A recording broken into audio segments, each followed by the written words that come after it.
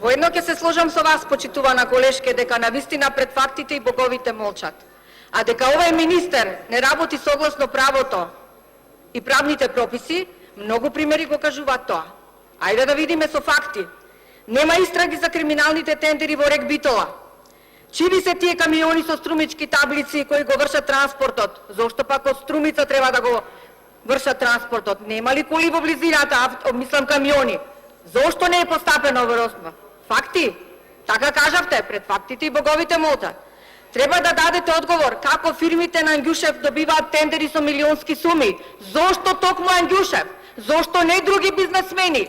Факти, боговите молчат. Како се изврши набавката 40 возила за потребите на МВР? По кој принцип? Во 3 очи? Во 2 очи? Во кој? По кој принцип? Вака ли ќе практикувате право и правна држава? Случајот со градоначалникот го каже во Ново... Ви благодарам. Со градоначалникот во Немир Хисар. Уште ли факти? Јагода Шахпаска, реплика.